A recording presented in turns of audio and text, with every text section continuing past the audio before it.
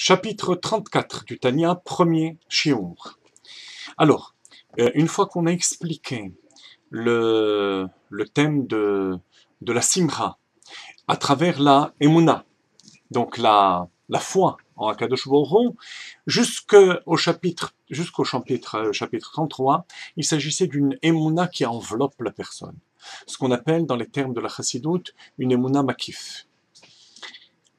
Pour que cette emuna soit complète, il faut qu'elle soit intériorisée et que l'intellect, les sentiments, la pensée, parole, action de l'individu soient imprégnés de cette émouna.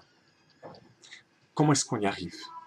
Rappelez-vous que cette émouna, cette foi en Dieu qui a amené la simcha, c'est une foi dans l'infini de Dieu. Comment est-ce que l'infini peut rentrer à l'intérieur d'un corps fini, d'un intellect et des sentiments limités de l'individu, tout en restant ce qu'il est? Comment est-ce possible? Alors, chapitre 34. Vehine muda'at zot, il est connu, Shea avot hen hamerkava, que les patriarches sont appelés le char céleste.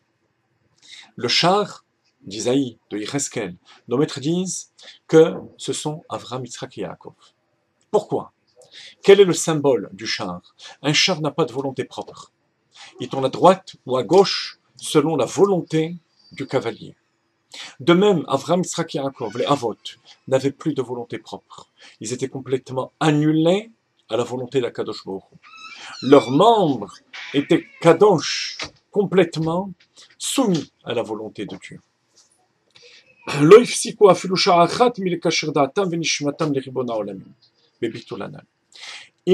ne se sont pas interrompus, ne fût-ce qu'un instant, de cette annulation totale et absolue à Kadosh Baruch Hu.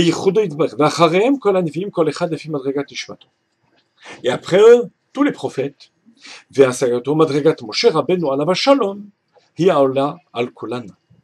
et le niveau d'annulation le plus absolu et total, c'était celui de Moshe Rabbeinu,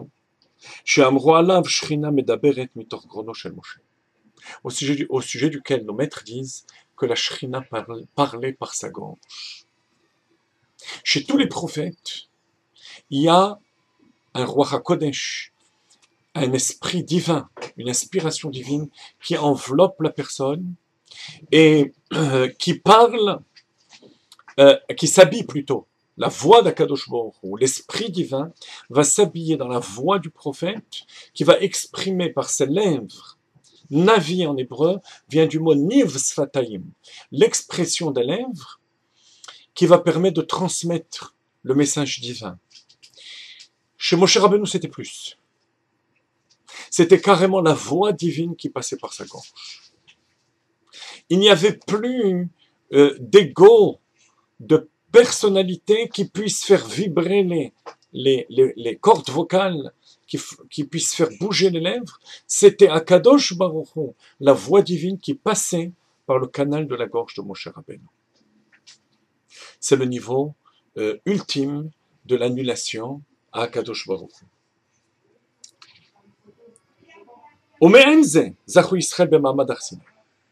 Et tout le peuple juif y arrivait, mais le temps d'un instant, lors de Mahamad Har Sinai, pour les 2 premiers commandements, je suis Hachem ton Dieu et tu n'auras pas d'autre Dieu, qu'on a entendu directement d'Akadosh Baruch Hu.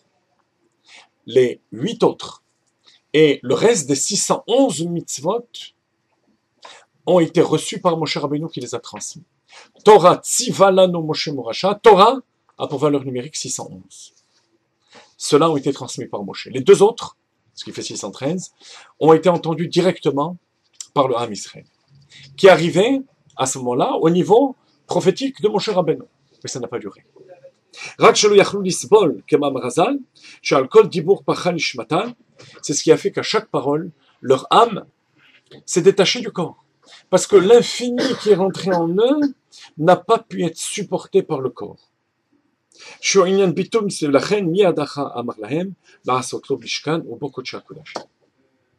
Comment ensuite retrouver cette émouna à l'intérieur, comme je vous ai dit au début, pas seulement une émouna qui enveloppe, mais une émouna à l'intérieur du peuple et à l'intérieur de chacun, ça va être le Beth Amikdash, qu'on va retrouver le jour de Kippour, d'ici quelques jours, chers auditeurs, à travers la Avoda de Kippour, à travers toute la journée de Kippour, où on va vivre avec notre sechel, nos midot, nos pensées, paroles, actions, notre corps annulé à Kadosh Baruch, comme des malachim, comme des anges. Gmar Khatimatov.